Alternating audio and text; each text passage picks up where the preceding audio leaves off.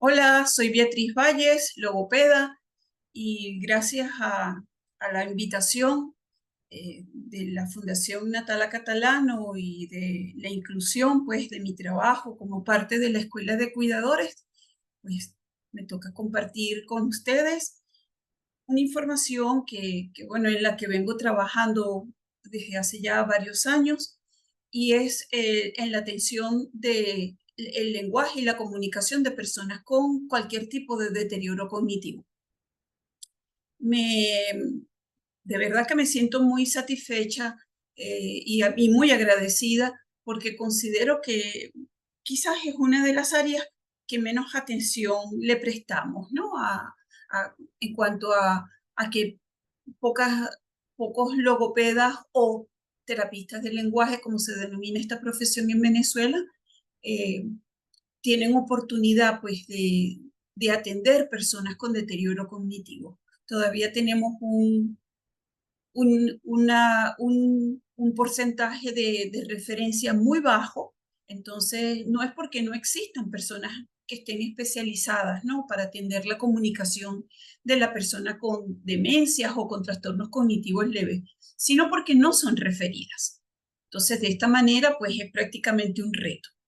Pues, entonces, comencemos la clase, y quisiera empezar, pues, compartiendo con ustedes una serie de datos, como por ejemplo, en primer lugar, los objetivos que he determinado, ¿no?, para esta clase.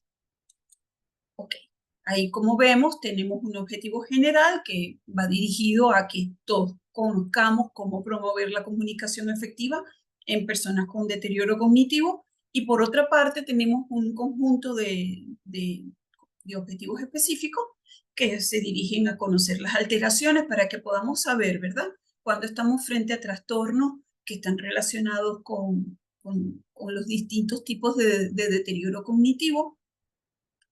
Y en este caso también vamos a tratar de explicar un poquitito lo que pasa con la comunicación del adulto mayor que está teniendo un desarrollo típico, para que podamos entender qué es lo que puede ser normal y lo que podemos considerar como atípico. Por otra parte, también vamos a diferenciar cambios en el lenguaje, ¿verdad?, que se dan entonces en el adulto mayor sano, y los que se provocan o los que se ven, mejor dicho, en los distintos tipos de deterioro cognitivo, un poco lo que les dije anteriormente. Y además vamos a analizar algunas estrategias, algunos recursos que nos pueden ayudar en el día a día en la tarea de cuidar personas con deterioro cognitivo. A mí me gusta siempre comenzar los temas haciéndonos preguntas, ¿no? Entonces, por ejemplo, en este caso, a mí me parece interesante que podamos preguntarnos si todo deterioro cognitivo es sinónimo de demencia, si el Alzheimer es una demencia, si los deterioros cognitivos solamente se van a presentar en personas mayores de 60 años, o si todo adulto mayor entonces va a tener, porque sí, que hacer un deterioro cognitivo. Y las preguntas me las hago, en primer lugar, porque es una pregunta bastante frecuente que se me hace a mí en el contexto de la clínica, ¿no? O sea, muchos pacientes me dicen que si reciben el tratamiento, por ejemplo, de Alzheimer, entonces eso no es una demencia, eso es otra cosa, eso es una enfermedad diferente. Es las palabras textuales que a veces recibo, ¿no? Y bueno, y a mí me gusta que realmente tengamos como un marco de referencia claro, porque entonces si no, no vamos a entender luego algunas cosas que tenemos que explicar, sobre todo las razones por las que se producen alteraciones en el lenguaje y en la comunicación, ¿verdad? Entonces tenemos que partir de explicar algunos conceptos que para mí son claves. Y es lo que vamos a tratar de hacer a partir de este momento. El primer concepto es a qué se llama trastorno neurocognitivo, que también puede ser traducido como trastorno o deterioros cognitivos, ¿verdad? Que aparece en el manual de clasificadores que nosotros más utilizamos, que es el DSM. Y entonces ahí aparecen dos formas, ¿verdad? Una que es menor y la otra que es mayor. Los menores son esos que nosotros desde hace unos años para acá, venimos ya denominando deterioros cognitivos leves. Mientras que lo mayor o trastorno cognitivo mayor son las formas de demencia como tal. Vamos a explicar las diferencias, ¿verdad? Porque cuando nosotros tenemos un deterioro cognitivo leve o un trastorno neurocognitivo menor, estamos frente a un cuadro diagnóstico en el que aparecen quejas de memoria, hay, por ejemplo, un deterioro o una limitación, vamos a decir así, objetiva en la memoria, porque la persona empieza a tener dificultades para recordar a la misma velocidad que recordaba antes ciertos contenidos, ¿ok? Pero en general la función cognitiva se mantiene y lo que es el desarrollo, el ejercicio cotidiano y actividades de la vida diaria como alimentación, aseo, gestión de ciertas cosas, incluso la conducción, o sea, el manejo de un coche o lo que sea, pues se mantiene, pues, ¿no? Por lo que se llega entonces a una conclusión y es que hay ausencia de demencia. La persona puede tener eso que llamamos queja de memoria, deterioro cognitivo leve o trastorno neurocognitivo menor, pero entonces no hay una demencia como tal. Entonces, los deterioros cognitivos pueden ser clasificados. Petersen y sus colaboradores pues lo han clasificado en tres grandes grupos, no me voy a detener en esto, pero lo importante que tenemos que diferenciar es que en algunos tipos de deterioro cognitivo leve se empiezan a manifestar desde muy temprano algunos rasgos en la comunicación que deben ser atendidos. Es decir, el hecho de que haya ausencia de demencia no quiere decir que la persona no requiera atención, requiere atención, evidentemente, atención de un neuropsicólogo, atención de un médico para seguir un control y atención por parte de un terapista de lenguaje porque su comunicación necesita soporte, necesita ayuda. Y esto es muy importante que lo entendamos porque quizás la gran la tarea más importante que tenemos los terapistas del lenguaje es entender que nuestro trabajo va dirigido a ralentizar ese deterioro. Ese deterioro va avanzando, pero el trabajo del equipo, no solamente del terapista del lenguaje o del logopeda, sino del resto del equipo profesional, va a permitir que esta persona pueda ver que ese deterioro se hace más lento y por lo tanto su actividad cotidiana, su calidad de vida, el ejercicio de sus actividades sociales, etcétera, etcétera, se puedan dar en unas mejores condiciones. Pues bien, dicho esto, también me interesa que tengamos claro que algunos autores, como estos dos psicólogos españoles que tienen muchísimos años trabajando con este concepto de deterioro cognitivo leve, sí que han visto entonces que hay variaciones que deben ser atendidas. Variaciones, por ejemplo, en el funcionamiento ejecutivo, que tiene que ver con aspectos cognitivos, por lo que entonces hay eh, algunas características lingüísticas, como por ejemplo el enlentecimiento para procesar datos, dificultades, por ejemplo, para hacer varias tareas, por lo que a veces en conversaciones grupales la persona con un deterioro cognitivo leve puede perderse, puede tener algunas dificultades. Y esto es importante que lo tengamos entonces en cuenta porque eh, a veces sometemos a las personas a unas situaciones en las que no son las mejores para que ella se comunique. Pero bueno, una cosa que también es importante que consideremos es que las características de los contextos naturales, normales de comunicación, a veces tienen esas características, presentan retos, presentan dificultades, como es eso, ¿verdad? Personas hablando todas a la vez, ambiente ruidoso, y en esas condiciones entonces una persona con un deterioro cognitivo leve va a tener más dificultades que una persona con un desarrollo típico o normal para comunicarse eficientemente. Y luego tenemos el concepto entonces de trastorno neurocognitivo mayor o demencia, donde ya sí tenemos, ¿verdad? Ya no es una queja de memoria solo, sino que ya tenemos pues una limitación cognitiva que ha penetrado, vamos a decir, en el funcionamiento global de la persona y compromete mi actividades de la vida diaria, mi alimentación, mi comunicación, la resolución de problemas, etcétera, ¿verdad? Entonces, si bien las demencias, tanto la enfermedad de Alzheimer como las demencias vasculares o de otro tipo, son más frecuentes en el envejecimiento, sabemos que tenemos demencias que se presentan muy temprano, ¿verdad? Bien, y aquí entonces tenemos un cuadrito en donde lo importante que entendamos es que para muchos autores los deterioros cognitivos leves son una fase previa al desarrollo de una demencia y que generalmente entonces la demencia van a tener unas distintas etapas que yo particularmente las englobo solamente en tres. Hay autores que lo engloban en cinco. A mí me parece que es muy práctico hacerlo en tres y que entonces van a tener esa progresión, ¿verdad? Lo vemos habitualmente. Una persona entonces pasa a veces de un deterioro cognitivo leve en el que se ha mantenido una cantidad de tiempo o de años a una fase inicial donde también se va a mantener un tiempo y así sucesivamente hasta llegar a una fase avanzada. Bien, entonces resaltó la idea de las demencias que pueden estar asociadas al envejecimiento, pero recordemos, ¿verdad? Que no toda persona envejece con deterioros cognitivos y eso lo vamos a trabajar ahora más adelante porque me interesa mucho que diferenciemos lo que es un envejecimiento típico de otros envejecimientos donde se presentan este tipo de deterioros o de cuadros diagnósticos.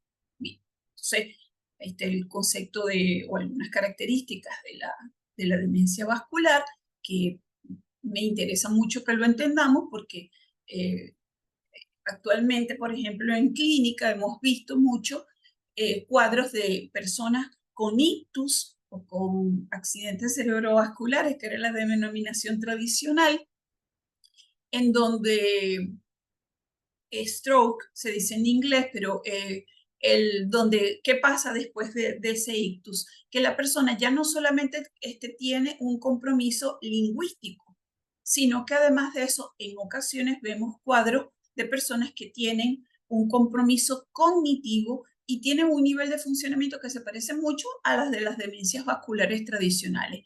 Otro ejemplo son lo que hemos visto también en clínica con los pacientes que han sobrevivido a un COVID y los que han tenido COVID persistente, donde vemos, ¿verdad?, que las personas lucen también un cuadro de, de funcionamiento, un nivel de funcionamiento bastante parecido al de una demencia, ¿no? Entonces, se los digo porque posiblemente en la práctica cotidiana, pues vamos a ver personas que van a necesitar nuestra atención como cuidadores y que lo que tienen realmente entonces son este tipo de cuadros de deterioros cognitivos de este tipo. Bien, entonces, hablando de envejecimiento, bueno, todos sabemos que hay diferentes maneras de ver el envejecimiento. Yo siempre he dicho que los latinos en general somos una cultura que no ve el envejecimiento con buenos ojos. Nadie quiere envejecer, hay toda una cultura alrededor de chistes sobre personas mayores, eh, eslogans y una serie de contenidos, de refranes y de todo lo demás que realmente no dejan muy bien parado a las personas mayores, a las personas mayores en general. Sin embargo, bueno, es algo un poco paradójico porque todos queremos envejecer, todos queremos llegar pues a mayores, ¿no? Porque todos queremos vivir en última instancia, ¿no? Pero a mí me gusta mucho traer la idea de que el envejecimiento no es un sinónimo de deterioro o de pérdida de funciones, que es ese enfoque biológico tradicional, sino que nos transformamos, ¿verdad?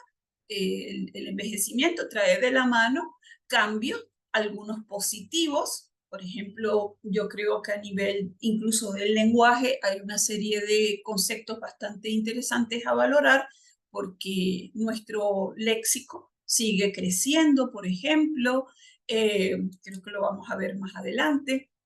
Nuestra vida puede ser socialmente más intensa porque empezamos a hacer aquellas cosas que tuvimos que posponer.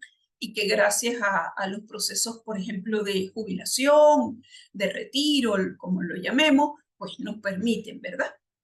Pero en ese envejecimiento hay que hacer consideraciones que tienen que ver entonces con esa parte sociocultural.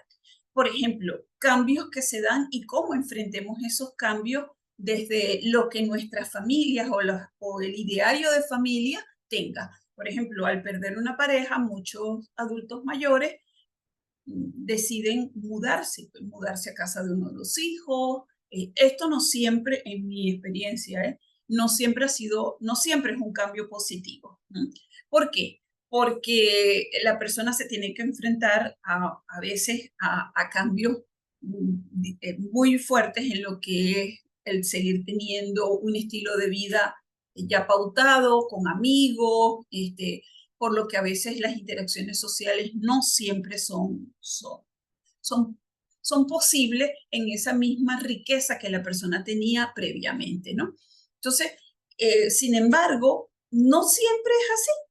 Los cambios también pueden ser buenos. La mudanza también puede ser una oportunidad para hacer nuevas, nuevas reformulaciones cognitivas, para hacer nuevos aprendizajes, ¿verdad?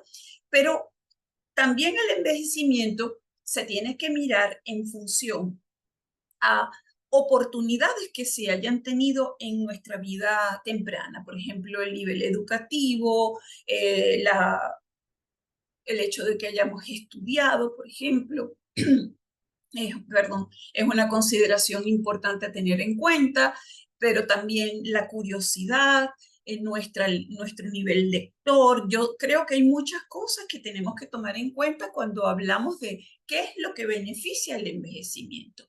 Pero bueno, el envejecimiento trae cambios en el volumen de nuestro cerebro y en las funciones de los neurotransmisores, por lo que entonces a veces también nos tenemos que enfrentar a situaciones que hacen que nuestro funcionamiento sea un poquitico más lento, ¿no? Y hay una cosa muy importante que siempre la resalto, que tiene que ver con la calidad de dos funciones, la audición y la visión, que a veces no las consideramos, ¿no?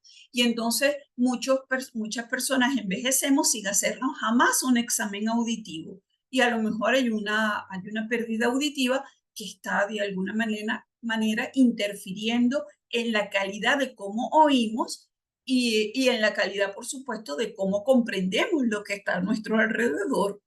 Entonces, esto es una consideración que hago porque es muy, pero que muy frecuente que en la clínica venga una persona, por ejemplo, de 70 años y que cuando hacemos el examen completo, la evaluación integral de logopedia que hacemos, donde está incluida, evidentemente, además de toda la valoración del lenguaje, cómo oye la persona, es decir, se hace una audiometría, se hacen diferentes exámenes y también se hace una valoración de su alimentación, entendemos que, oye, que la persona no está oyendo bien y que a lo mejor esa pérdida está desde hace muchos años ahí. Entonces, tenemos que tener en cuenta eso porque eso es vital para la calidad del envejecimiento, como también el hecho de que tengamos un funcionamiento cognitivo bueno y de que a nivel motor también tengamos, ¿no? Entonces, son consideraciones que hay que hacer para valorar eso que nosotros entonces llamamos calidad del envejecimiento, que también está relacionado, por supuesto, con el envejecimiento y la salud en general. Y por eso que ahí lo tenemos, ¿verdad?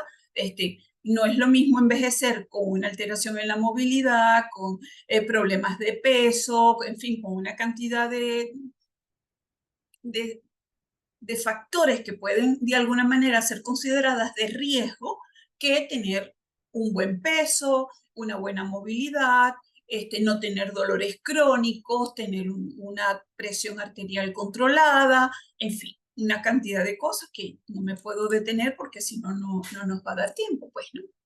Entonces aquí tenemos este cuadro en el que lo que he querido es reunir una serie de consideraciones que nos marcan ese proceso de envejecimiento, ¿verdad? Y que está de alguna manera influenciada por dos grandes grupos, aquello que tiene que ver con variables psicofísicas y aquello que tiene que ver con variables socioculturales, ¿ok? Entonces, creo que es importante que siempre valoremos esto y que dentro de todo esto entendamos que el estilo de vida que tengamos es muy importante también. No es solamente cómo está nuestra actividad cognitiva, es ese estilo de vida que además lo hemos prolongado por mucho tiempo y que marca también la calidad de nuestro envejecimiento. Y dentro de la evolución entonces de los deterioros cognitivos, tenemos entonces que ver, ¿verdad? Que cuando hay un envejecimiento típico, tenemos un funcionamiento que pudiéramos marcar como normal. Luego podemos tener, ¿verdad? Deterioros cognitivos leves que no necesariamente se van a convertir en una demencia. Es importante que tengamos esto claro. O sea, yo puedo tener un deterioro cognitivo leve atendido, bien atendido, que no tiene que evolucionar a una demencia necesariamente. Pero en la práctica sabemos muy bien que los estudios longitudinales sí que nos dicen que los deterioros cognitivos leves son estados preclínicos de demencia en algunos casos. Entonces, a las preguntas que nos hicimos previamente, bueno, podemos dar respuesta, ¿verdad? Definitivamente los deterioros cognitivos son parte, o sea, pudiéramos decir que es un sinónimo de demencia en algunos casos, si estamos hablando de un deterioro cognitivo mayor, por ejemplo. El Alzheimer es un tipo de demencia, es la más frecuente, eso ya lo sabemos. Los deterioros cognitivos no se presentan necesariamente en personas mayores de 60, también lamentablemente se pueden dar. Les reitero la información que estamos viendo en clínica con personas que han tenido COVID persistente o han tenido COVID prolongado, es de estas personas que han tenido muchos días de hospitalización, que han necesitado, por ejemplo, asistencia respiratoria, en fin, qué sé yo, que han sido cuadros complejos de COVID, estamos viendo que hay deterioro cognitivo. ¿Y todo adulto mayor tiene que tener un deterioro cognitivo? No, no necesariamente, ¿ok? Bien, ahora vámonos a nuestra segunda parte, en donde lo que vamos a tratar de ver es qué es lo que pasa con el lenguaje en estos cuadros de deterioro cognitivo, básicamente, ¿ok? ¿Qué es lo que puede ser normal en cuanto al envejecimiento típico? Que podemos ver algunas variaciones. ¿Y qué es lo que pasa entonces? Si existe o no una relación entre funcionamiento cerebral y esa capacidad para comunicarnos eficientemente, si todos los deterioros cognitivos tienen una misma sintomatología y cuáles son esos, si la demencia provoca dificultades en la comunicación, ¿verdad? Vamos entonces a entrar ya en materia. El lenguaje, sabemos, ¿verdad?, que es una facultad que es exclusiva del hombre, que nos permite utilizar distintos códigos para comunicarnos, ¿verdad? Pero ¿qué pasa? Que el lenguaje depende de nuestra cognición porque es una función cognitiva superior que nos permite entonces eso, el acceso o el conocimiento de códigos y el uso de esos códigos, por lo que se convierte en un sistema funcional porque depende de aspectos motores, aspectos cognitivos, aspectos sociales y culturales, en fin, y nos permite en última instancia una integración social. Nuestro cerebro es un gran aliado en todo lo que son los procesos de comunicación, ¿verdad? Porque gracias a un conjunto de funciones podemos desarrollar lenguaje y podemos ejercer esa función comunicativa con nosotros mismos, con nuestros semejantes, podemos leer, podemos escribir, podemos hablar, podemos oír y entender, en fin, todas estas cosas. Por lo que ese sistema funcional está representado, ¿verdad?, en un conjunto de áreas que se asocian para permitir que una persona pueda comunicarse eficientemente, pueda, por ejemplo, coordinar la parte motora y producir los sonidos del habla, entienda la función y los deseos desde lo emocional, comprenda los mensajes, comprenda las necesidades de sus interlocutores, oiga, vea. Entonces, por eso es que decimos que es un sistema funcional. Todo esto es necesario para poderme comunicar eficientemente. Y siempre hacemos insistimos en la importancia de la relación cerebro-lenguaje porque evidentemente que esta relación es fundamental para los procesos de comunicación porque nos permite este control, la planificación, ese monitoreo permanente de cómo nos estamos comunicando para actuar funcionalmente de manera adecuada a las exigencias que nos demandan las distintas situaciones que cotidianamente nosotros tenemos, ¿verdad?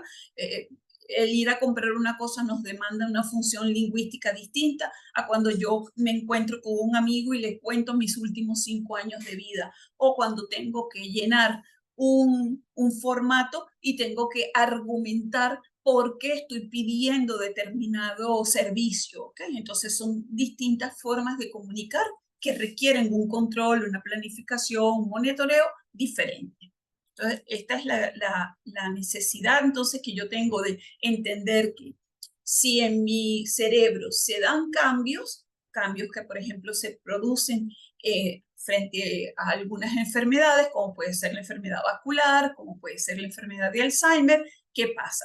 Que ese funcionamiento que de alguna manera puede ser sintetizado en, con este cuadro, ¿verdad? Donde yo, si quiero comunicarme, pues hay una regulación previa entre lo que es este procesamiento visual y auditivo que yo hago de mi contexto social que me lleva a que el funcionamiento ejecutivo y la percepción lo regulen, ¿verdad?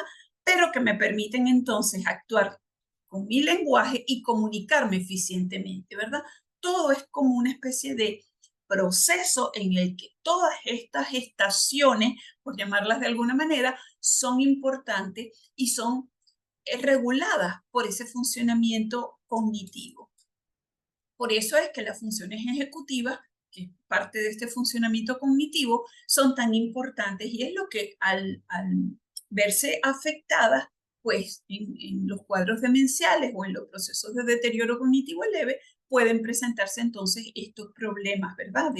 De comunicación, especialmente los problemas de memoria o las alteraciones de la memoria, ¿verdad? Que entonces hacen que a veces no recordemos una palabra o no demos con una forma particular de organizar adecuadamente la secuencia de un relato o no seamos capaces, por ejemplo, de asociar una determinada situación con determinado tipo de contenido, en fin, hay una serie de procesos que están ligados con la memoria que también se ven afectados, por supuesto, en estos cuadros. Esto hace entonces que algunos aspectos lingüísticos, como lo que llamamos el acceso al léxico, es decir, dar con la palabra, ¿no? La alteración es lo que frecuentemente llamamos como episodio de punta de lengua. No doy con la palabra que necesito, entonces ahí eso es una afectación del acceso al léxico o la comprensión de un mensaje. No entiendo lo que se me dice. O la producción de oraciones complejas se ve bastante limitada. Ya no puedo hacer oraciones completas, no puedo organizar adecuadamente, sino que me voy reduciendo mi caudal a oraciones muy sencillas, ¿no? Por ejemplo. Entonces, ¿qué pasa? Sin embargo, hay características dentro de lo que es el proceso de desarrollo del adulto mayor que son importantes que las resaltemos también, porque todo no es negativo, ¿eh? Hay cosas muy positivas. Por ejemplo, muchas veces el vocabulario de un adulto mayor sigue aumentando. Siempre vamos a tener posibilidades, especialmente cuando el adulto mayor las busca. Por ejemplo, el adulto mayor que decide aprender o mejorar en el uso de una segunda lengua o decide, por ejemplo, iniciar un proceso distinto en una actividad, por ejemplo, decide pintar y entonces tiene que aprender nombres de herramientas diferentes, estilos pictóricos, en fin, se va que los procesos sociales de cambio, el ejercicio de una nueva función o simple y llanamente el desarrollo de un hobby le va a permitir tener, ¿verdad? La oportunidad de aprender nuevas palabras, ¿ok? Sin embargo, sabemos, ¿verdad?, que dentro del proceso normal podemos tener esos fallos en el acceso, lo que llamamos episodios de punto de lengua, y nos cuesta, ¿verdad? Nos cuesta a veces, incluso nos cuesta a veces recordar algunas cositas y simple y llanamente volviendo, ¿verdad? Al sitio donde partimos, recordamos, ¿no? Que eso es lo que llamamos esos fallos en memoria verbal a corto plazo, o no recordamos qué fue lo que nos dijeron, o quién llamó por teléfono, y entonces tengo que hacer el esfuercito, pero muchas veces esto pasa normalmente porque también nuestra atención no es igual a la que teníamos antes, ¿no? Entonces, tenemos que, ¿cuál es una de las cosas que hemos visto? Que muchas veces el adulto mayor, simple y llanamente con alternativas que le ayuden a compensar, por ejemplo, tomar notas, llevar una agenda, usar el calendario, pues puede seguir funcionando perfectamente. Entonces, todas estas cosas pueden ser de alguna manera compensadas. Otras no, otras se van a ver un poquitico más limitadas, como pueden ser estos problemas de comprensión o de organización de mi expresión oral o del discurso, ¿verdad? Que sí, que entonces a veces ya de alguna manera sí que van a requerir una intervención, y tenemos entonces que valorar si es que la persona oye bien, ve bien, en fin, este tipo de, funciones que ya vimos cómo van a afectar, ¿verdad? Entonces, ¿qué es importante que tengamos en cuenta? Que hay algunas dificultades de memoria de trabajo que pueden afectar nuestra comunicación como parte del envejecimiento típico, pero también tenemos la presbiacusia, que es la pérdida auditiva que se da ligada al envejecimiento. Vamos a acordarnos de ese concepto porque es bien importante, que va entonces a inferir en que no comprendamos mensajes igual. Entonces, especialmente si estamos en ambientes ruidosos. Y entonces tenemos, ¿verdad? Que dentro de este envejecimiento típico vamos a ver ese tipo de procesos, ¿verdad? La persona tiende a tener las dificultades estas de punta de lengua, vamos a tener limitaciones en comprensión y producción, algunas dificultades para formar nuevos conceptos, voy a necesitar repetir contenido, empiezo a ser un poco repetitivo, y luego en la parte narrativa se van a dar algunas cosas que son llamativas, ¿verdad? Que a veces entonces requiere que el interlocutor corrija. Por ejemplo, muchas veces lo vemos en la conversación entre abuelo, nieto, padre e hijo, donde el hijo, por ejemplo, corrige al padre: papá, creo que te estás confundiendo, eso no pasó en el supermercado, eso pasó en la farmacia, y cosas así, ¿no? Donde vemos eso, ¿no? Pero que no necesariamente está ligado a un deterioro, es lo que yo les quiero insistir. Sin embargo, cuando ya vemos que hay un aumento sostenido de esos episodios de punta de lengua y hay dificultad incluso para recordar nombres de cosas, nombres de personas, hay, por ejemplo, eh, parafasias, que son las sustituciones de una palabra por la otra, son la parafasia semántica, o dentro de una palabra quiero decir una palabra y le cambio uno de los sonidos y transformo la palabra, que son las parafasias fonológicas, o hay realmente dificultades para comprender contextos y alteraciones de la capacidad de leer y de escribir, son cuadros de deterioros cognitivos leves o etapas previas de demencia, ¿ok? Donde vamos a ver entonces que sí, que ya la comunicación y el lenguaje sí que se van a ver afectados de manera significativa. Entonces, ¿qué pasa, por ejemplo, con la presbiacusia? Volvamos con esto porque para muchos autores la presbiacusia es un factor de riesgo para hacer una demencia. ¿Por qué? Porque muchas personas con presbiacusia lucen un deterioro cognitivo leve. Entonces, acuérdense que dijimos que para muchos autores los deterioros cognitivos leves son una fase preclínica de la demencia. Entonces, ¿qué pasa? La alerta. Si yo estoy cuidando a una persona que no oye bien, el que oiga bien es una parte muy importante de la atención. Siempre se va a beneficiar la persona con ver bien. Así como nunca le debemos negar a una persona un buen control visual y cambiar los lentes cuando sea necesario. Bueno, igual oír es muy importante también, ¿ok? Especialmente para un adulto mayor. ¿Por qué? Porque nosotros vemos una cantidad de cosas fácilmente, ¿verdad? Nosotros estamos viendo, cuando hablamos de una persona con un deterioro leve, vemos dificultades en acceso al léxico, que tiene un discurso muy pausado, hace muchas pausas precisamente porque está buscando las palabras, hay quejas de memoria, no me acuerdo de esto, no me acuerdo nunca dónde dejo las llaves, ya no, a veces no sé ni siquiera por ejemplo, cómo encender este aparato y antes lo usaba habitualmente sin problemas, en fin, todas estas cosas. ¿Qué pasa? ¿Qué es lo que no se ve? Bueno, no se ve aquello que necesita ser evaluado específicamente, las limitaciones en el funcionamiento ejecutivo o cognitivo, el funcionamiento auditivo, porque tengo que hacer, evidentemente, ¿verdad? Una evaluación específica, y ese síndrome demencial en etapa inicial que no está siendo diagnosticado y que yo creo que por eso es que no se refiere la cantidad de personas que deben ser referidas a los servicios de neuropsicología y a los servicios de terapia del lenguaje. Bien, y aquí tenemos un ejemplo de algunas personas que tienen, por ejemplo, un riesgo establecido, como por ejemplo puede ser la hipertensión, ¿verdad? Entonces, esta señora de 82 años, vemos, ¿verdad?, cómo hay una gran cantidad de pausas aquí en su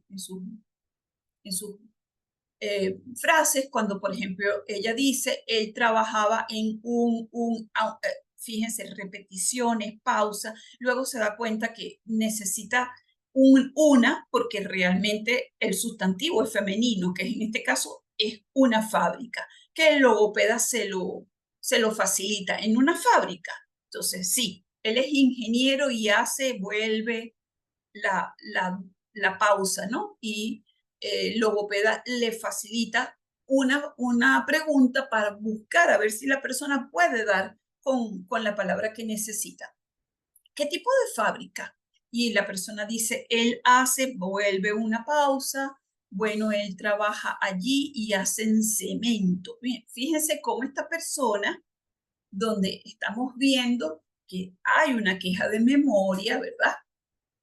Ya estamos viendo que su discurso se está haciendo muy pausado y que necesita de un interlocutor que amplíe, le ayude, le auxilie, le facilite, ¿no? Y aquí hay una cosa muy importante que generalmente debemos hacer, que es recoger y parafrasear lo que la persona nos ha querido decir en una frase que sirve, de manera de que la persona pueda cerrar también lo que ha querido decir. Luis trabaja en una fábrica de cemento, por ejemplo, ¿ok? Entonces, el logopeda en este caso, pero esto perfectamente lo puede ser un cuidador, lo puede hacer un hijo, lo puede ser un familiar, es recoger todo eso que se ha querido decir en una frase que reúna esa información. Luego aquí tenemos otro caso donde hay una sospecha de trastorno de audición. Es llamativo porque este señor era evidente que tenía un trastorno de audición porque mm, miraba insistentemente la cara de su interlocutor, tenía bastante episodios de disgusto, todo le molestaba y su esposa incluso había informado que el señor ya no quería salir. Claro, cuando una persona empieza a hacer todas estas cosas, muchas veces es porque no se siente competente para actuar en estos contextos. Entonces no quiero salir porque no puedo llevar la conversación, si estoy en un restaurante no entiendo lo que está pasando porque no puedo ver bien a la persona que tengo delante, o porque hay mucho ruido de fondo, en fin, todas estas cosas, ¿verdad? Entonces aquí tenemos la conversación. El paciente dice, todos los días hago la compra. Bueno, y yo le pregunto, ¿dónde la hace? ¿Qué? ¿Que dónde la hago? Dice el paciente. Y yo le digo, sí. ¿A cuál supermercado le gusta ir? No voy al mercado, voy a Mercadona o a Carrefour. Y yo le digo, pero esos son supermercados. Usted me preguntó si iba al mercado. Claro, esto es una situación bastante habitual, que la persona que no oye bien Pues primero no reconoce que no oye bien. Todos se están equivocando menos él, ¿ok? Por ejemplo. Y bueno, esa ha sido mi experiencia. El adulto no quiere que se identifique su pérdida auditiva porque no quiere usar un audífono, porque considera que eso es una marcación de envejecimiento. Eso es igual que cuando empezamos a tener problemas de movilidad y le pedimos al adulto que use una andadera por seguridad para evitar caídas o el bastón. Bueno, realmente cuesta un poco porque la persona no entiende que el riesgo de caída de alguna manera justifica el uso de todos estos instrumentos, ¿verdad? Porque el riesgo de caída, como sabemos, es algo que en personas mayores, pues es bastante traumático y además influye en todo, incluyendo en la comunicación y en el funcionamiento cognitivo. Bien, aquí tenemos otro caso, ya aquí ya hay una enfermedad o una demencia, perdón, identificada, en este caso una enfermedad de Alzheimer, y vemos cómo ya ahí sí que hay, ¿verdad? Muchísimo más limitaciones, ¿ok? Ya la persona no sigue la pauta que le da su interlocutor. Fíjense que en este caso el logopeda le insiste, ¿verdad? Ten- que él quisiera saber cuál es la razón porque había serenos, ¿no? Entonces le insiste, ¿verdad? El paciente, la persona con demencia, que era porque la llave de los portales eran grandes, eran enormes. Y el logopeda insiste, pero es que a mí me contó que en Venezuela desaparecieron en los 50 y la persona insiste que era que las llaves de los portales eran muy grandes. Entonces, realmente esa no era, no hay una atención ni hay una comprensión de por dónde va su interlocutor. La persona se mantiene, en este caso la mujer se mantiene en en este, prácticamente en esta repetición de que las llaves de los portales eran enormes y tal, y no hay atención compartida con su interlocutor, ¿ok? Ya esto es una etapa avanzada de demencia, donde la persona ya tiene muchas dificultades para atender a su interlocutor. Entonces, ¿qué pasa con el lenguaje en demencias? Bueno, que se presentan una gran cantidad de síntomas lingüísticos que yo les sugiero que ustedes los investiguen porque los pueden conseguir fácilmente por internet y ustedes pueden entonces ir viendo que además de estas pausas originadas por los episodios de punta de lengua, vamos a tener los olvidos, vamos a tener esta necesidad de dar muchas vueltas para poder llegar a decir lo que necesito. Y además de todo esto que hemos ido viendo en estos casos, vamos a tener dificultades en la comprensión y en la expresión, que es lo que se llama la afasia. Vamos a tener problemas en coordinar movimientos motores, que es lo que llamamos praxia, y vamos a tener además dificultades sensoriales en la percepción de lo que nos rodea, que es lo que son las agnosias, ¿no? Y una de las cosas que también acompañan a los cuadros demenciales son las dificultades en masticación y en deglución, que es lo que es la disfagia, que para mí siempre lo resalto, es algo sumamente importante que tenemos que tener en cuenta los cuidadores, porque la disfagia está relacionada con los procesos, por ejemplo, de pérdida de tanto de líquidos o incluso de sólidos que no van al estómago, sino que van a los pulmones y provocan neumonía. Entonces es muy importante que estemos claros con eso porque una neumonía ya sabemos muy bien que también complica muchísimo la salud y además puede provocar la muerte de una persona mayor.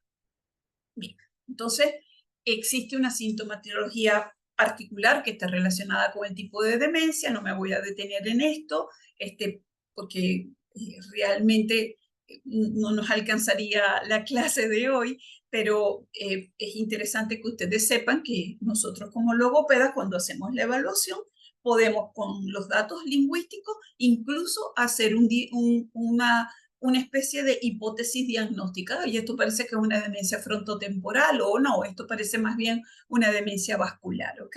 Pero generalmente siempre tenemos los datos de la evaluación neurológica, de la evaluación neuropsicológica, y sabemos, ¿verdad?, que estamos frente a determinado cuadro, pero a veces solamente con la sintomatología ya sabemos, ya podemos deducir o inferir el tipo de demencia.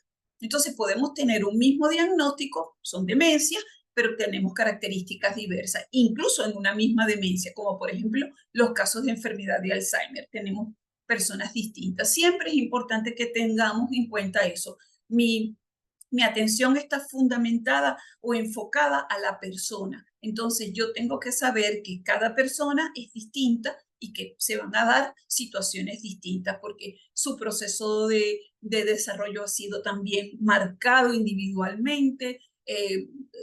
Esta persona tiene una personalidad distinta también y todo eso es necesario que lo tengamos en cuenta.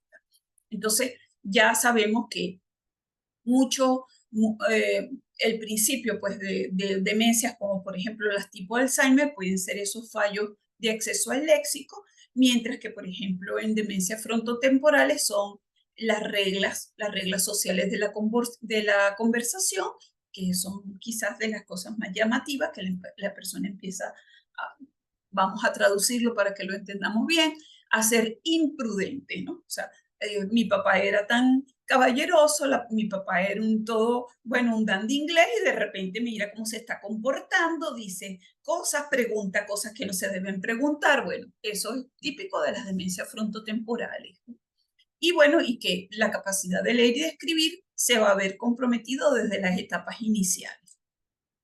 No me voy a detener en esto porque ustedes tienen en la guía, tienen esto explicado, ¿verdad? La enfermedad de Alzheimer, sus distintas etapas, ¿no? Aquí lo importante que tengamos en cuenta es cómo entonces se va a dar esa comunicación, ¿verdad? Y cómo desde el principio es importante que como cuidadores facilitemos comunicación, que lo vamos a ver ahora más adelante. Pero aquí tenemos dos casos, ¿no? Dos ejemplos de enfermedad de Alzheimer donde el cuidador es especialmente hábil en facilitar. Por ejemplo, en el primer caso, dame eso, lo que quiero, lo que yo quiero, perdón, lo que yo uso, lo que leo. Ya tienes bastante información. No insistas en que la persona se acuerde de pedirte el panorama.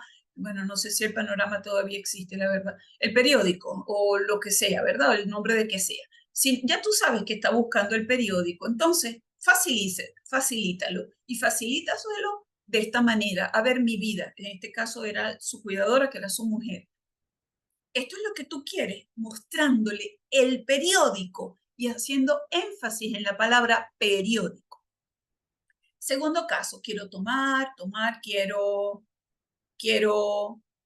tengo hambre. ¿Quieres comer? A ver, ¿quieres una sopa? ¿Ok? Eso es muy importante. Una de las orientaciones más habituales que ustedes van a conseguir en los manuales de cómo facilitar la conversación, tal, no sé qué, es no ofrecer muchas opciones, ofrecer una única opción, por ejemplo, ¿ok? Utilizar frases cortas. Bueno, ahora lo vamos a ver un poquitico más en detalle. Y detengámonos aquí un poquitito porque acuérdense que insisto mucho en lo de la disfagia porque, bueno, porque no lo tomamos en cuenta, no, a veces ni siquiera sabemos que hay pautas muy básicas que un logopeda o un terapista de lenguaje puede darnos precisamente para que la persona pueda seguir nutriéndose bien, alimentándose completo, disfrutando de su comida y entonces, y además que dentro de todo este cuadro, el trabajo que hacemos en conjunto con los enfermeros o las enfermeras es muy, muy importante porque ya esto es parte entonces de esa salud integral a la que seguimos teniendo acceso y tenemos que seguir teniendo acceso cuando estamos haciendo estos cuadros de deterioro cognitivo. Entonces, ¿qué vemos? A veces tenemos esa dificultad para tragar, que a veces está muy marcada por el dolor, por ejemplo. Hay rechazo por algunos alimentos, evidentemente, porque yo sé que, por ejemplo, eso me cuesta masticarlo o me produce tos, por ejemplo, aquellos alimentos que tienen doble textura, como pueden ser algunas frutas, como por ejemplo, por decirles un ejemplo, una naranja que yo la muerdo, ¿y qué pasa? Que de una textura se convierte en otra, porque cuando la muerdo, ¡chum!, sale líquido. ¿Y qué pasa? Que en mi boca ya yo no tengo, acuérdense de las apraxias, ya yo no tengo la misma, vamos a decir así, fortaleza motora o adecuación motora. Y entonces, ¿qué pasa? Que hay problemas entonces para manejar ese alimento de doble textura. O algo tan sencillo como puede ser, por ejemplo, una sopa con fideo o gelatina, ¿ok? Porque la gelatina entra en boca en una textura y con el calor de boca se derrite, ¿no? Entonces, hay una serie de pautas que tenemos que ir viendo, porque a veces el rechazo de algunos alimentos está mediado por esta situación de las dobles texturas, que en última instancia es porque el paciente ya no puede manejar adecuadamente ese alimento en boca. O podemos tener inapetencia o exceso de apetito, ¿verdad? Entonces, el lenguaje cambia con la edad, sí, en algunas cosas mejora, en algunas cosas no tanto, ¿verdad? Sí que existe una relación entre funcionamiento cerebro y lenguaje, ya lo vimos. Todos los deterioros cognitivos no tienen la misma sintomatología, es muy importante que lo tengamos claro. Todas las personas no somos iguales, todas las personas no envejecemos igual, ni somos de la misma característica. Y sí, efectivamente la demencia sí que provoca dificultades en la comunicación. Ahora vamos a la última parte, en donde la idea es que saquemos así como una serie de ideas claves que podemos poner en práctica diariamente mientras estamos cuidando a una persona con deterioro cognitivo. Y las preguntas previas. ¿Podemos facilitar la comunicación? ¿Existen programas de atención dirigidos a mejorar el lenguaje en este tipo de población? La familia debe ser orientada. Los cuidadores deben ser entrenados. Parece obvio, ¿verdad? Todas las preguntas, pero les repito, estas son cosas que a mí me preguntan y que ya a veces me llama mucho la atención que me las pregunten, pero bueno, es nuestra realidad, ¿verdad? A veces la familia no sabe realmente qué hacer con con un paciente, porque el paciente no viene con un manual de instrucciones y porque esta parte de la terapia no farmacológica no es conocida por todo el mundo, pues, ¿no? Entonces, nos toca a los terapeutas del lenguaje, pues, trabajar muy duro a nivel de educación, especialmente con otros colegas y con otros profesionales para que realmente esto sea, la persona no me lo tenga que preguntar, ¿no? Pero bueno. Cuando hablamos de atención logopédica, hablamos de un enfoque centrado en la persona que lo que busca es proveer salud, bienestar y calidad de vida, ¿verdad? Y que básicamente los logopedas hacemos todas estas funciones que están aquí a la izquierda. Pero cuando hablamos de personas con deterioro cognitivo, nuestro trabajo va dirigido a enlentecer ese deterioro, es decir, a ralentizar y básicamente también a orientar a la familia. Ese es otro de nuestros trabajos muy importantes. Los programas de atención en logopedia generalmente van a estar formados, vamos a decir así, por una etapa de diagnóstico y evaluación y una etapa de intervención, donde lo que intentamos de alguna manera es ofrecerle a la persona pues atención a esas necesidades que tienen comunicación.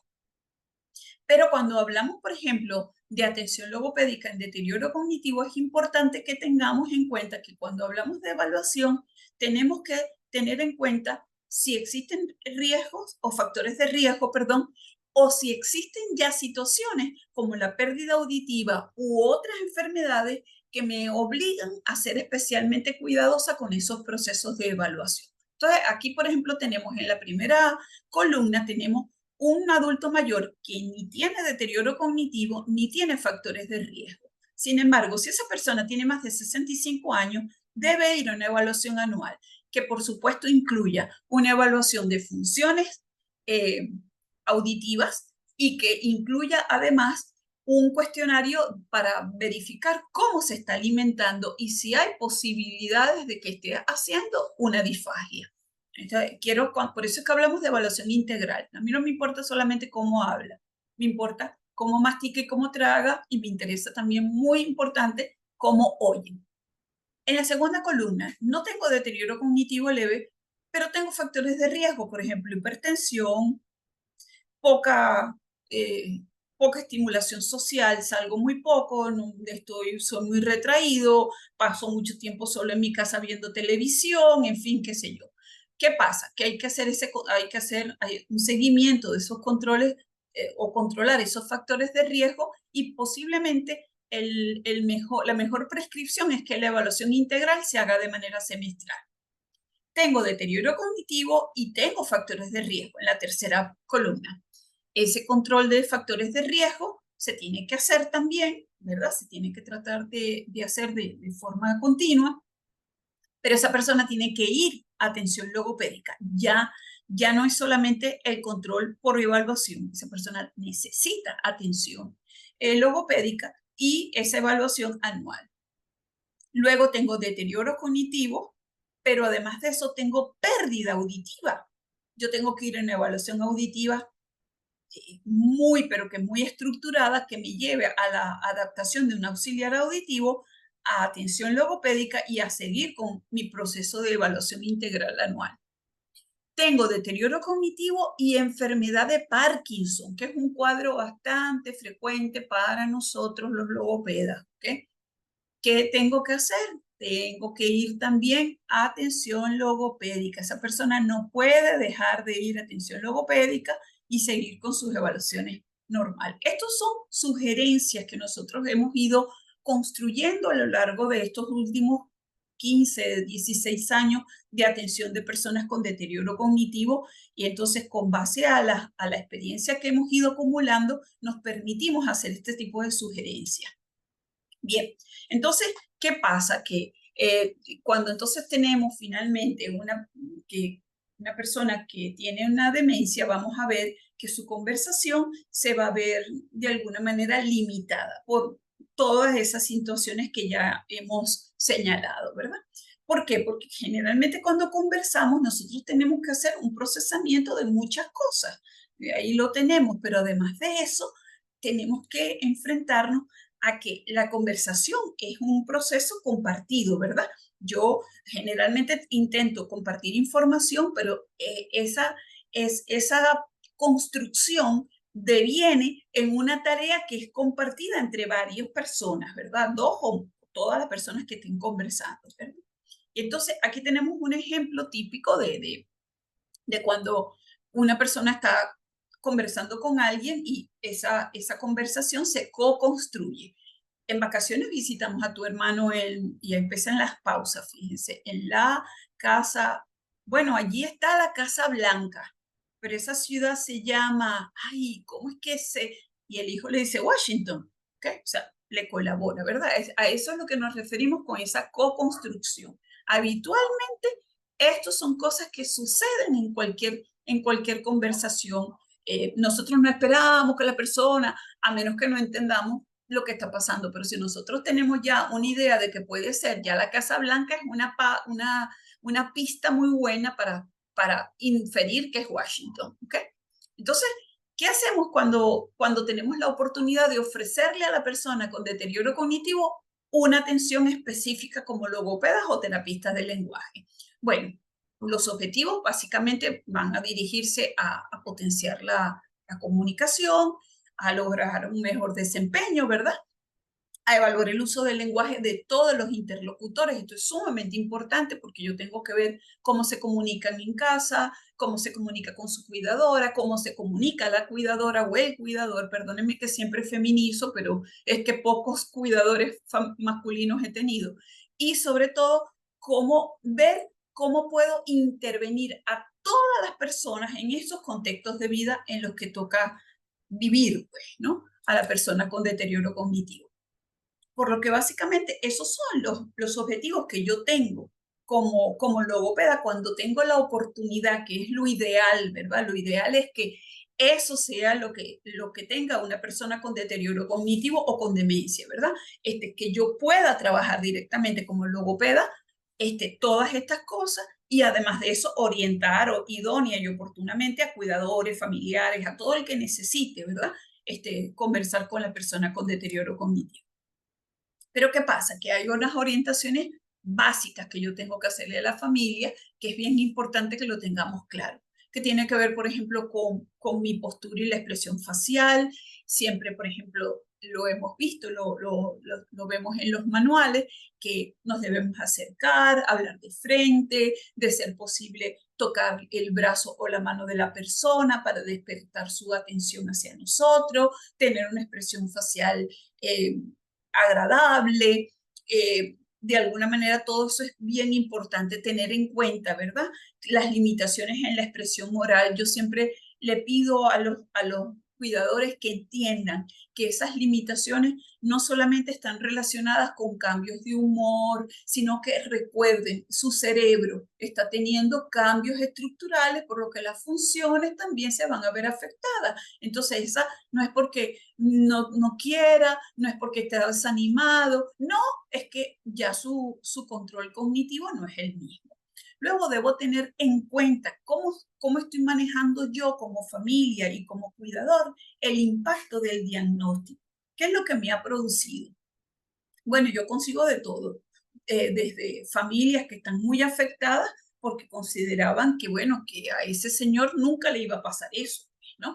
O porque han tenido una experiencia previa muy negativa y consideran que les va a volver a pasar exactamente lo mismo, ¿no? Luego están los trastornos del comportamiento que también tenemos que orientar previamente a la familia, conversar, pedirle ayuda a otros profesionales, insistirle a la familia que vayan, que conversen eso con el médico, que conversen con el psicólogo, en fin, el manejo de la depresión, de los cambios de humor de todos, porque ya no es solamente de que yo debo atender el cambio de humor o la depresión de la persona con demencia, sino que yo también, qué es lo que me está pasando, por qué estoy hoy tan decaída, bueno, porque posiblemente no dormí bien, porque posiblemente tengo muchos días sin descansar, porque estoy preocupada, porque no sé cómo hacer para que me alcance la medicina, o sea, por tantas cosas que yo siempre le pido a los cuidadores, sobre todo a esos cuidadores familiares, atentos, y a los cuidadores profesionales también, porque yo también me llevo, ¿verdad? Mis temores, mi situación de estrés y todo lo demás a mi trabajo, y entonces tengo que estar situándome en eso, porque el trabajo de cuidar, como ya se lo deben haber dicho muchas veces y ustedes mismos lo deben saber, es muy exigente, sumamente exigente. Entonces, ¿qué pasa? Que tenemos que tener en cuenta que el avance del deterioro cognitivo es una realidad, va a haber un impacto en esa comunicación en los diferentes tipos y además en las diferentes etapas por las que yo necesito de apoyo psicológico. Y una de las cosas que como cuando tenemos la oportunidad de tener a un cuidador que viene con nosotros a las sesiones y se queda con nosotros en las sesiones de terapia, que es lo que yo siempre les pido, usted viene y usted se queda conmigo porque lo mismo que estoy haciendo yo en la sesión lo tiene que hacer usted en la casa. Entonces, igual a los cuidadores profesionales, ¿verdad? Les pido. No, esta no es hora libre. Tú vienes conmigo porque tú vas a tener que seguir haciendo esto en la casa, ¿ok? Sobre todo cuando estamos trabajando alimentación, cuando estamos trabajando eh, eh, contenidos específicos de cómo mantener la atención, cómo comprender mejor, en fin, yo necesito ese cuidador en la sesión, no se me puede ir, ¿no? Luego, entonces el cuidador aprende a cómo va a reforzar todo lo que se trabaja en las sesiones. Y una de las cosas que a mí particularmente me gusta mucho es pedirle a los cuidadores que tomen notas, lleven una agenda o un diario. Yo siempre digo que yo he aprendido muchísimo de los diarios y específicamente tuve la oportunidad de aprender mucho del diario de Joyce Selga, que hizo un excelente relato de todo lo que iba sucediendo, le iba sucediendo a ella como cuidadora, y agradezco profundamente esa oportunidad cuando tuve ese diario en mis manos y pude junto con ella ir viendo, ¿verdad?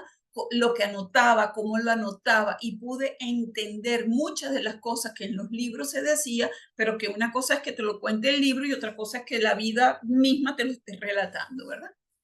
Bueno, comunicar situaciones o eventos que alteren al paciente. Por eso es que yo le digo a los cuidadores que se tienen que convertir en detectives y que tienen que investigar y que tienen que ir anotando y que se tienen que hacer como muy abiertos a tratar de entender qué es lo que está pasando, por qué hoy el señor Pedro está así, por qué la señora María me contestó así hoy, por qué está así, por qué se siente así, ¿ve? Y ver, oye, ¿será que le cayó mal la comida? ¿Será que no durmió bien? En fin, tantas cosas, ¿verdad? Que pueden estar ahí. Y además, facilitar materiales y literatura que el cuidador también se lleve a casa. Eso es una de las cosas más exigentes para nosotros, porque a veces los materiales nos hablan de una descontextualización absoluta, ¿ok?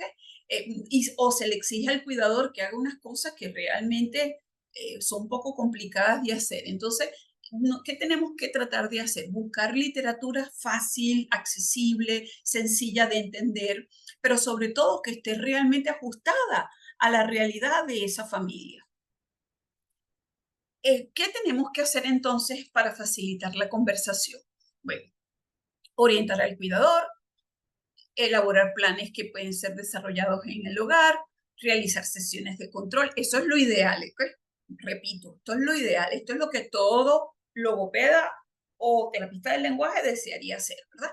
Que la persona venga a la consulta, aunque sea cada 3 meses, y que nosotros podamos coordinar con su cuidador una serie de objetivos a trabajar en casa, ¿ok? Escribir el diario, ya les dije por qué, tener una actitud positiva hacia el cambio es algo inevitable y lo tenemos que ir asumiendo. Yo siempre le digo, acuérdese que esto es, o sea, ahora está así, luego va a estar de otra manera y cada etapa tiene sus retos, pero también tiene de alguna manera sus ventajas. Es un poco difícil a veces entenderlo, pero uno ya sabe que sí. Adaptarse a las posibilidades de comunicación de esta persona, de la persona con el deterioro cognitivo y seguir esto, lo de esa guía, ¿verdad? Que ustedes tienen una guía increíblemente buena que nos puede ir ofreciendo, ¿verdad? Esa información necesaria para todas estas situaciones cotidianas, aseo, alimentación, salidas, visitas, en fin.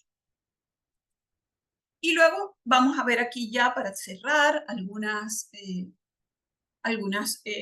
ejemplos donde vamos a ver, ¿verdad? Simple y llanamente cómo puedo yo facilitar. En este caso, en el ejemplo 1, el, el caso parecido a lo del periódico, dar la palabra, ¿verdad? Y esa palabra viene entonces con un énfasis. Tengo que visitar tú sabes, chica, al compadre, ¿cómo es que se llama él? Miguel. ¿Ok? Y darlo con énfasis, Miguel. El segundo ejemplo.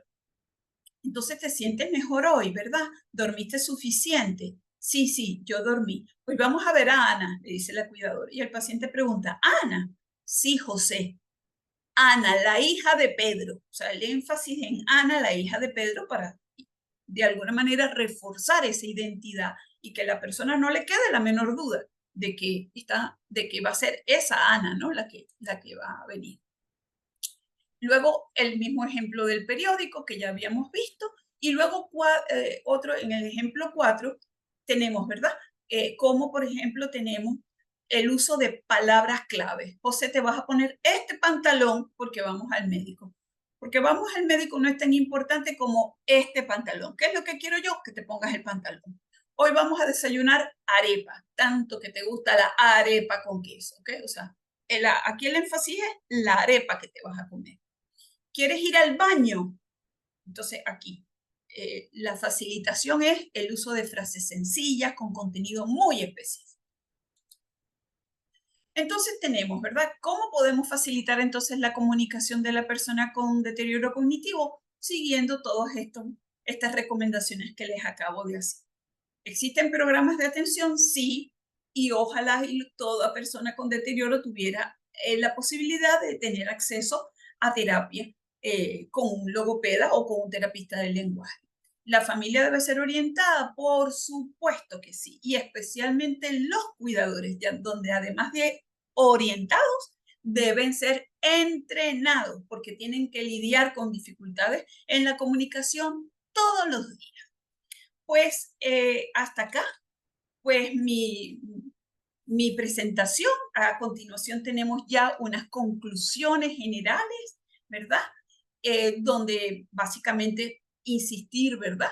Que los deterioros cognitivos sí tienen dentro de los síntomas una cantidad de trastornos del lenguaje y de la comunicación.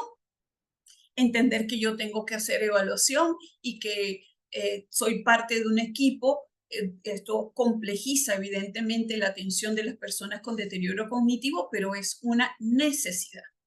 Entender que sí, que existe toda una parafernalia de atención logopédica de la persona con deterioro cognitivo y que sí, que efectivamente se ha visto en unas investigaciones recientes, hemos visto cómo existen evidencias de que efectivamente el trabajo mancomunado entre neuropsicólogo y terapista del lenguaje sí que desacelera el deterioro cognitivo. Y conclusiones para el cuidador.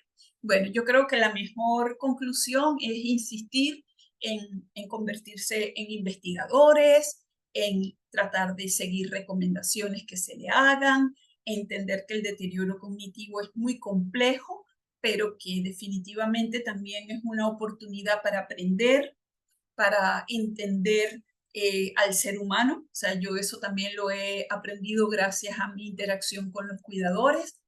Tengo que buscar ayuda, eso es algo sumamente importante, y además buscarla en profesionales cualificados. Yo no dejo de insistir en esto. Es que a mí me hablaron de una persona que es tal y resulta que, bueno, que esa persona ni es logopeda, ni es terapista del lenguaje, ni es psicólogo, entonces, ni es enfermero. Mucho cuidado con eso, con esos coach, con esas cosas que estamos viendo como champiñones actualmente, que no tienen ningún tipo de calificación y se creen con criterio para estar orientando todas estas cosas. Yo realmente me desmarco mucho de eso. He visto mucha gente muy mal orientada, muy mal atendida. Y acuérdense que el proceso de cuidado es una labor que requiere el apoyo, no solamente de la familia, de toda la familia, sino que además requiere el apoyo entonces de los profesionales que estamos alrededor. Y una cosa que yo siempre le digo a los cuidadores es que recuerden que no van a poder resolverlo todo. Bueno, hasta acá mi participación. Agradecidísima con la oportunidad que me ha dado la Fundación Natala Catalano. Gracias, María Elcira. Es un placer compartir con ustedes. Espero que esto les haya ayudado a entender cómo podemos facilitar la comunicación con la persona con deterioro cognitivo.